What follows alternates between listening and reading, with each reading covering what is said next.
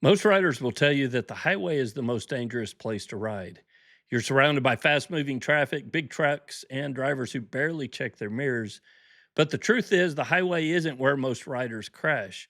The danger isn't out there, it's right here, close to home.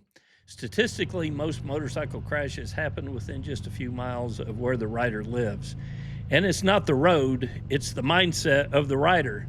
We relax when we should stay sharp. We ride familiar streets like they're safe zones, but those same streets are full of unpredictable hazards, driveways, intersections, distracted drivers, and our own bad habits.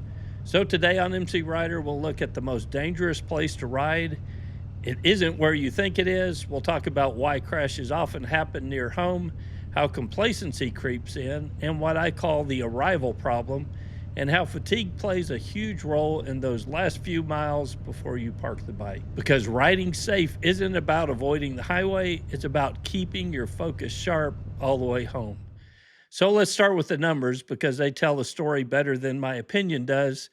According to the NHTSA, more than half of all vehicle crashes happen within just 5 miles of home, and motorcycles are no exception. It's not the long road trips or highway rides that get most riders into trouble. It's the quick run to the store, the short commute, or the last few blocks before home. Those short rides are often where helmets are left on the shelf, jackets stay in the closet, and attention drifts because it's just a quick ride. But risk doesn't care how far you're going. Every time you thumb that starter, start the engine, you're exposed to some dangers, and maybe even more because you're relaxed, even when you should be more alert. But there's an important detail that riders overlook. Most of our miles are actually ridden close to home. Commutes, errands, coffee runs, quick trips to the gas station, they all add up. So it's no surprise that accidents happen where we spend most of our time. But that doesn't mean this statistic is meaningless. It actually highlights something more dangerous than the miles themselves, and that's complacency. When we ride familiar routes every day, our brain starts to fill in the blanks.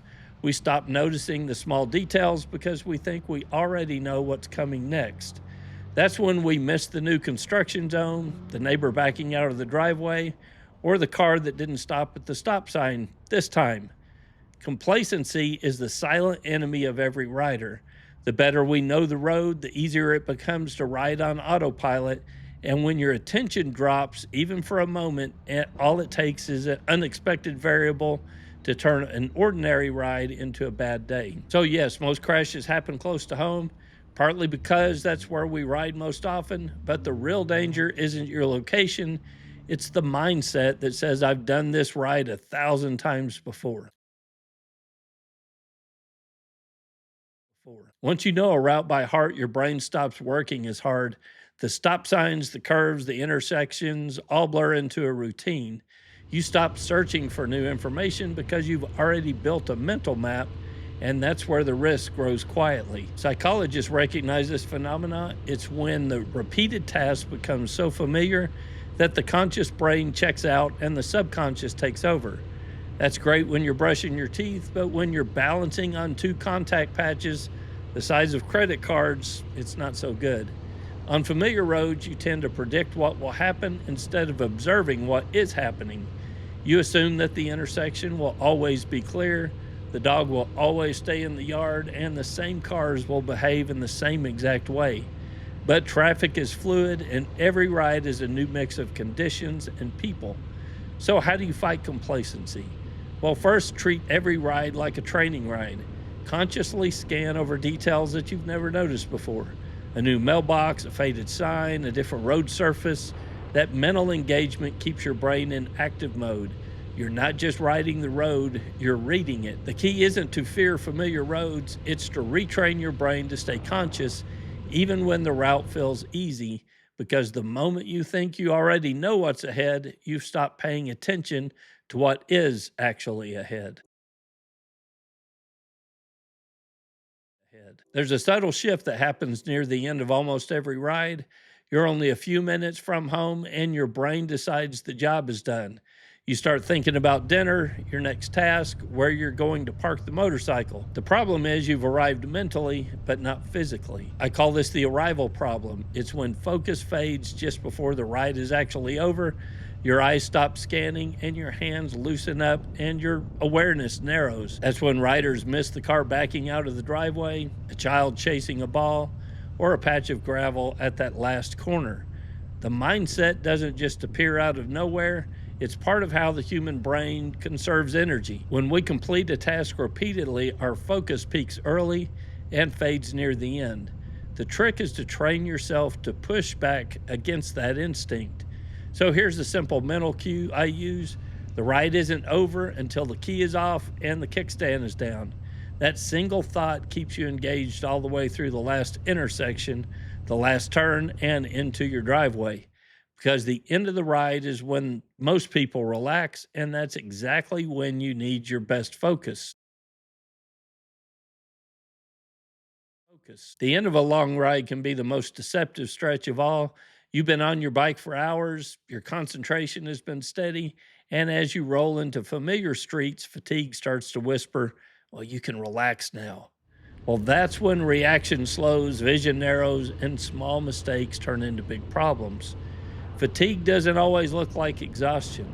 Sometimes it's as subtle as skipping your mirror check, misjudging a corner, or grabbing too much brake at a stop sign. The body feels fine, but the mind goes dull. And when your brain slows down, your ability to see and respond disappears right when you still need it most. Professional riders out on the racetrack understand this instinctively. They maintain discipline till the very end. Focused posture, smooth input, scanning for threats, because the race isn't over until the checkered flag is waved. The same mindset applies to every street rider. The ride isn't done until the bike is parked, the engine is off, and the kickstand's down. When fatigue sets in, remind yourself that your skills don't clock out early. The last mile deserves the same focus as the first, because most riders don't crash from a lack of ability, they crash from a lack of attention. The truth is, most riders don't get hurt because they're reckless. They get hurt because they relax too soon. It's not the highway miles that gets us, it's the familiar roads that get us.